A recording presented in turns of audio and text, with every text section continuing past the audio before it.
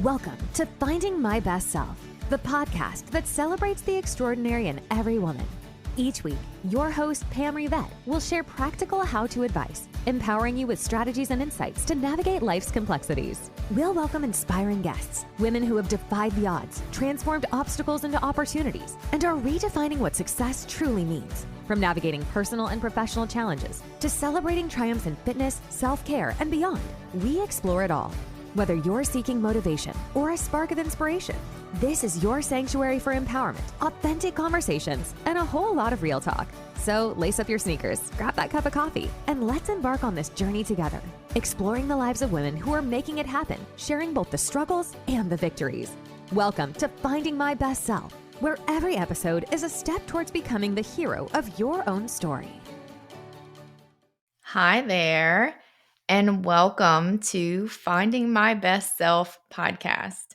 This is the first official episode, and I figured I would do a little introduction so y'all can get to know me and what led to me beginning on the journey of starting MBS Fit Company, which ultimately led to the birth of this podcast that you're listening to.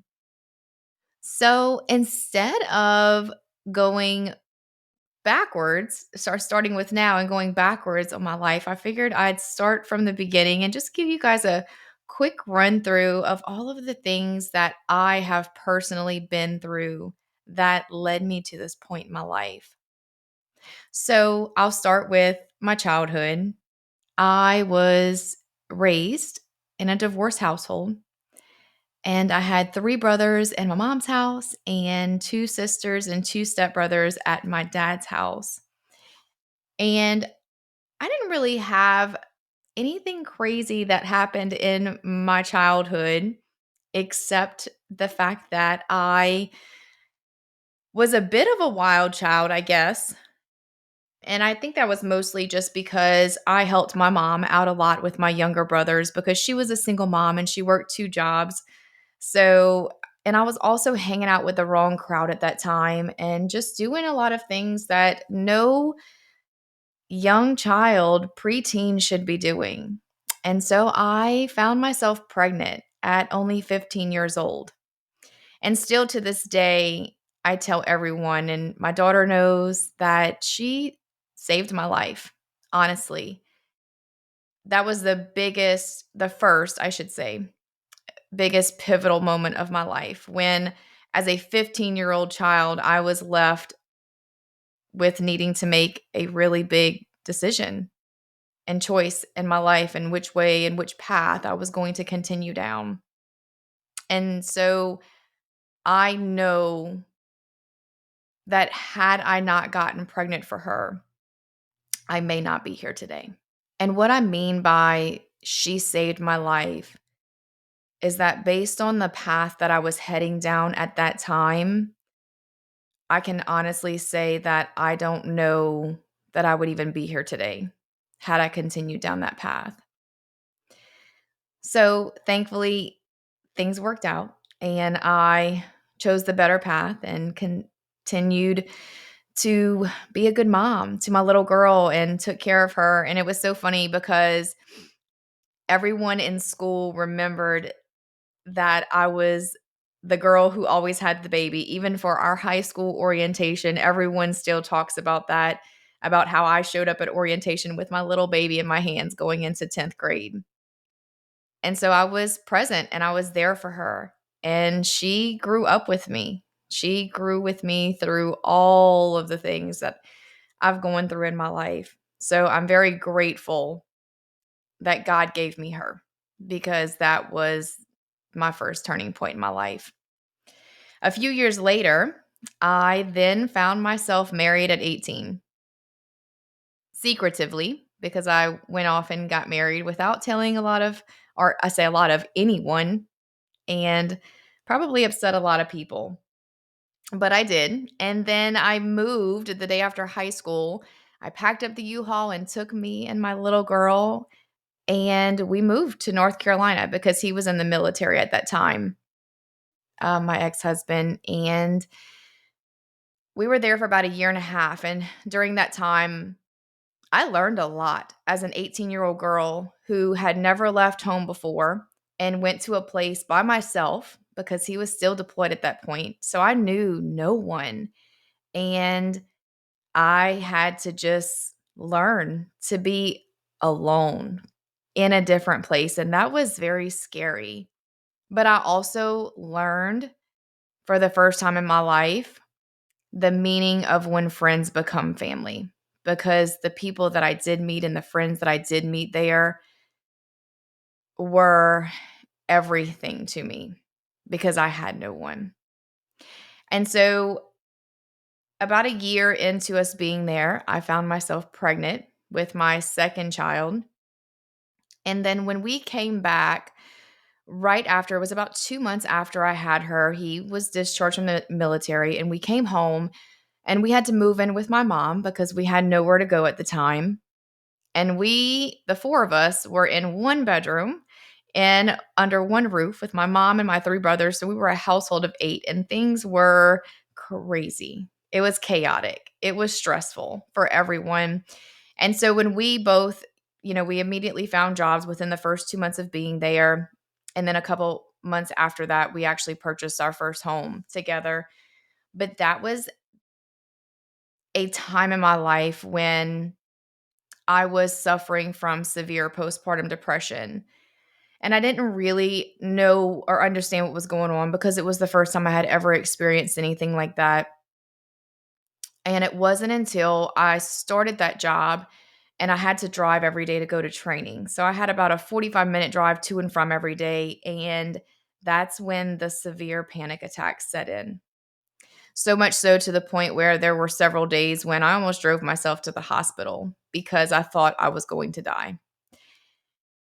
And that's when I went to someone and for the first time got put on antidepressants, and I was diagnosed with severe postpartum depression and anxiety, panic attacks, and all of that. And that medicine helped. It helped to ease the thoughts that were going through my mind. And but it made me a zombie. And I know some people may be able to relate. So over the course of many years, all the way leading up to when I had my third child, I was put on several different medications trying to find something that worked for me and didn't make me feel that way, and I never found it. Eventually, I did get off of them. During the time of my marriage, we were together for 10 years, and we had a very rocky marriage. And I think it was mostly just because we got married so young. We just jumped into it. We weren't together but barely 2 months when we even got married. And I think we just grew and changed and grew apart. But during that time, I just wanted to do anything and everything I could to change things, to make things better. So whether it was, you change jobs, no, I'm going to change jobs, or, maybe we need to purchase another house or build a new house. And at the very end of my marriage, I was like, maybe we need to have a baby.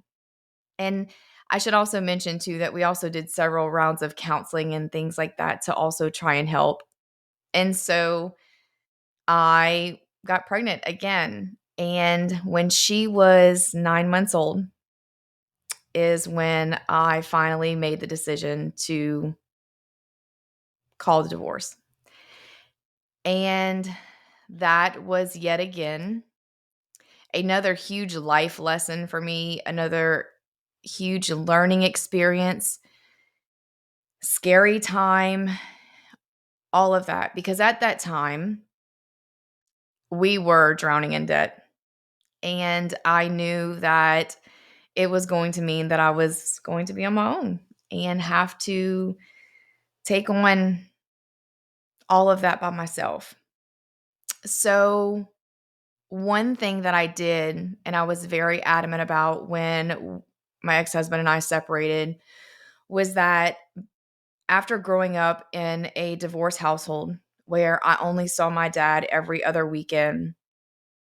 I had a conversation with myself before telling him that I wanted a divorce.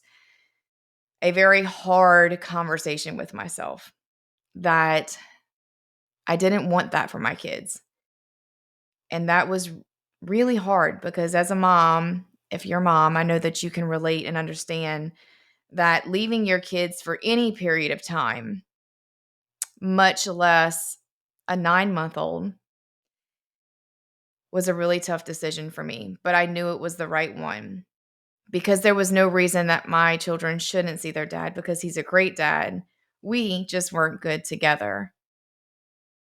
So we did that. We had split custody. We and still to this day. And we have a great co-parenting relationship. I'm very grateful that we do. And I am remarried and so is he. And we all work together to make sure that we are all present for our children together when we need to be. So whether it's, you know, birthday parties sometimes or baby showers or all of their school events, when we need to be there together, we are, and everyone gets along and it's good. So after that, after my divorce, I went through a period of 5 years, I think it was from 2016 until I met my now husband in 2020. So about 4 years, where I think I just had, because again, I was very young when I got pregnant and I was very young when I got married. So I never had those teenage or late teen and early 20 years where most people go through the partying and hanging out with your friends and drinking and doing all of that. I never did any of that. Not even when I was a mom in high school, I didn't do that. I just worked and I went home and took care of her. I didn't go to parties or hang out with anyone. If I did anything, it was just going sleep over at a friend's house and she came with me. I never left her. She was always by my side. So I went through about a 4-year period where a lot changed for me. The first thing I did when we split up was that I took a really deep dive in looking at myself and figuring out what was going on with me because I knew that I wasn't okay personally. And then I also knew that there was a lot that I needed to change in myself for when I would get in another relationship.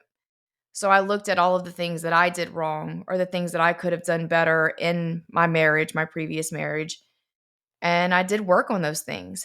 And I was doing really well, a lot better mentally as far as how I felt about myself and where I was going with my life and the goals that I wanted. At some point in those 4 years, I also made a pretty big career jump. Not career, because I am a mortgage advisor full time. So I just changed the company that I was working for, but it was a really big leap for me going from a bank to in the broker world.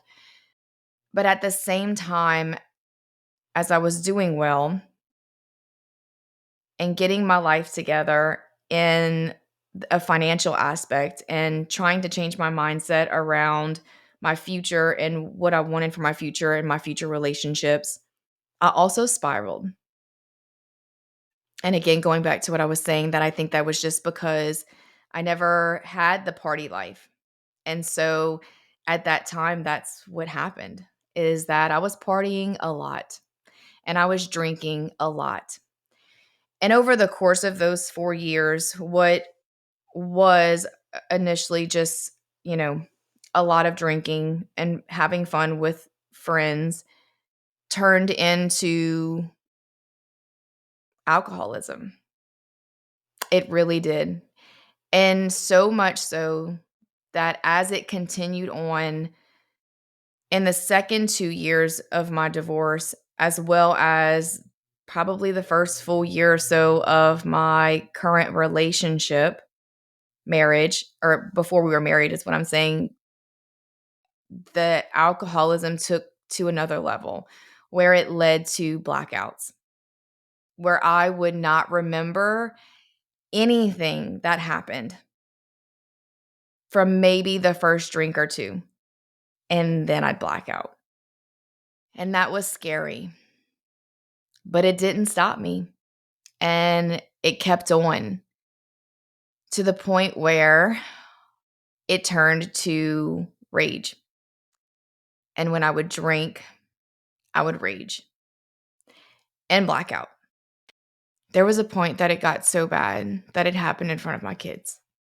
That day, looking back, I'm getting emotional because I've never spoke these words out loud.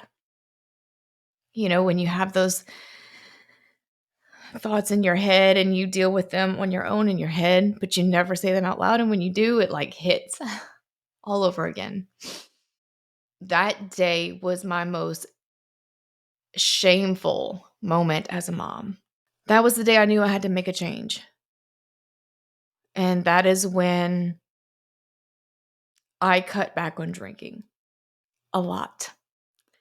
And even though it did take a little bit of time for me I cut back on drinking a lot, but I would still have moments where I would drink a little too much. Not to the point where I would rage, but it was still too much. And for the last year is when my life has taken the biggest turn. At the beginning of this year, one of the things that I do, that I've done, is to journal. And at the beginning of this year, I was journaling, and I was not in a good place. The letter that I wrote to myself at the beginning of the year, that I do at the beginning of every year, I write a letter to myself in first person, talking to myself about what I thought, about my mindset and where I was at in my life and what I saw for my future and where I wanted to go.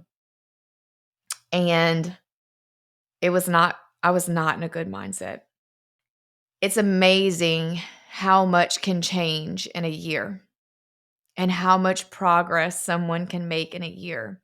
And I will tell you, for the last 2.5 years or so, when I went down my path of personal development and spiritual development, reading and journaling, meditating, listening to podcasts, doing anything and everything I could to change my mindset to be a better mom, a better wife, a better person, a better daughter, friend, sister, all of that. I know that this year was a turning point for me. With all of that, it just took some time. After getting my mindset right, it took some time to really hone in on my goals. I've been in the fitness industry, or I should say, I've been a fitness advocate ever since I had my last little girl. Because prior to getting pregnant for her, I was the heaviest I had ever been in my life, and I was super depressed. And at that time, I told myself that I was going to lose the weight after I had her and that I was going to keep it off. So I worked really hard and lost all of the weight and got very in touch with my nutrition. And I've carried that with me for the last 8 years and continuing to do all of those things. And so I knew that I wanted to do something in the fitness world. I just didn't know what. And it was very, very heavy on my heart since the beginning of this year. So I went through many different points where at one point I thought I wanted to do some sort of affiliate marketing with fitness companies. And I started in a program for that. And a couple weeks into it, I was like, yeah, this isn't for me. And then at some point I thought maybe I wanted to jump back into the coaching world. Because at one point I was a coach, a fitness coach. And so I started that. And within a couple weeks, I was like, no, this isn't it. This isn't what I want to do. At the very beginning of this year, the very, very beginning, when I wrote the letter to myself, I thought I wanted to start an Airbnb company and realized that that wasn't what I was ready for yet either. And in June of this year, my husband and I moved again. And I say again because we have moved 4 times in the 4 years that we have been married. Hopefully we will stay put this time. But we moved again. And that following month in July, I hit rock bottom again. And I don't know what triggered that. Maybe I do know a little bit. I think it was just because I was on such a high of the rush of going and going and moving and the excitement. And then when things settled down, I don't know. I got super depressed. And I think it was because I was halfway through the year and I knew I hadn't done anything yet. I hadn't gone forward on any goals that I had set or that I wanted. And so I did what I do and I prayed. I asked God very specifically to give me a sign. I believe very heavily in the power of God in the universe. And I did a lot of journaling. I did a lot of praying, asking for a sign, asking God to tell me what the calling was that was on my heart that I couldn't quite put my finger on, that I knew that there was something there. It's been tugging on my heart all year. Please, God, give me a sign and lead me to the right direction. And in just a few weeks later, I was on my way home from school. On my way home from dropping off my girls at school, and it all came to me, not just as a thought, but very, very vividly. I had very clear, very vivid, very real visions of my future, the future of MBS Fit Company. I saw it all happen before my eyes, which is kind of scary because I was driving. Thankfully, I was on a road that doesn't have a lot of traffic behind my house because it was like an out of body experience.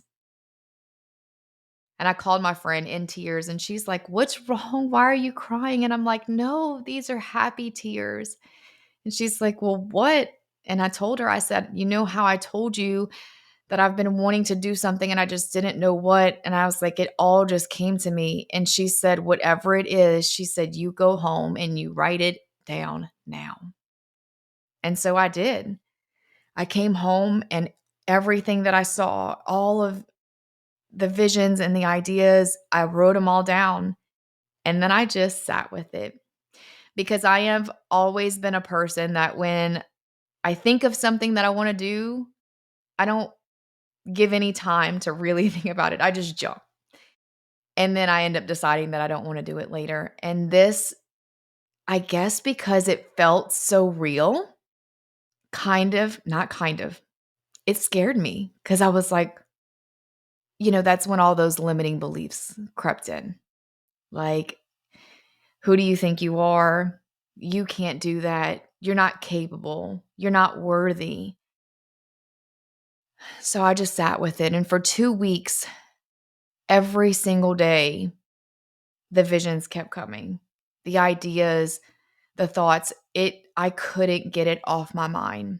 And it was at that point that I told myself it's time to have a conversation with your husband and tell him what you want to do because I want to go for it. So I did, and he was very supportive. I told him, I was like, "I know I'm going to sound crazy. I need you to just listen to what happened, what's on my mind, and just what I want to do. And I just need you to hear me out." And he was like, "Pam, if that's what you want to do, I'll always be here for you and I will support you and encourage you and do anything you need for me to do." He's like, "Go for it." So I did. I do what I do is that I dove in really fast, really deep, and just went for it. And so I'm here.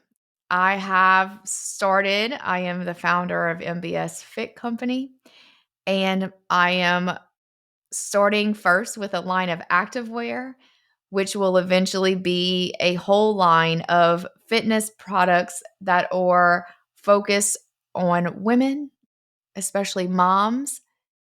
My entire mission behind MBS Fit Company, which stands for My Best Self Fit Company, is to give moms and women the tools that they need to take care of themselves physically.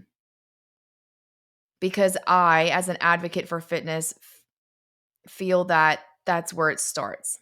Fitness is where it starts. And I don't mean losing a ton of weight or getting super ripped up. And listen, if you do that, that's great. That's wonderful. I've been there. I've done all those things as well. What I mean when I say fitness is I should say when I say physical fitness, I mean just moving your body. Fitness is so much more than physical. It is mental. This episode is brought to you by MBS Fit Co. Excitement is in the air at MBS Fit Co. as we prepare for our upcoming launch. We're introducing a line of premium activewear designed to seamlessly fit into both your workout routines and daily life. Our versatile collection is perfect for your workouts and equally suited for your day-to-day tasks, ensuring you look and feel your best, no matter the occasion. It's not just clothing. It's a commitment to self-care and embracing your best self. Be the first to experience the fusion of style, comfort, and functionality.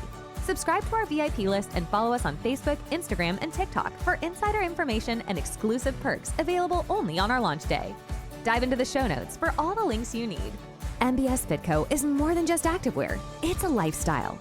Join our community and be part of our exciting journey from day one to celebrate fitness, self-care, and your hero within. Don't just wear it, live it. All right, now let's dive back into this episode. And when you can change your mindset or just change your attitude because you have moved your body and it makes you feel good inside, everything changes. Everything changes. The way that you show up in the world for yourself, you're proud of yourself because you did something that you know was good. But the way that you show up for everyone else changes as well, because you are doing something to fill your cup first. And so MBS Fit Company is to give women those tools that they need to encourage you and motivate you to move your body. I believe that every woman is the epitome of superwoman, but there is a woman beyond the cape that needs love and attention and to be nurtured too. That is partially where the birth of this podcast came about, as an extension and a branch of MBS Fit Co. Finding My Best Self podcast is something that I feel can help us women, us moms, to come together and encourage each other and empower each other. Something that I've noticed is that we as moms and as women tend to hold a lot in, and we don't talk about a lot of things. We hold a lot of things in because we feel that we're alone, or maybe it's out of shame or guilt. And what I want women to know is that you're not alone. Every woman has a story. Every woman has a past and has a story of triumph, of failures, of transformation, of success, of how they overcame and conquered, and how much better they're doing today than they were before, and how they managed to do that. No woman, no mom should feel alone. I believe in the power of untold stories. The untold stories of women who have overcome.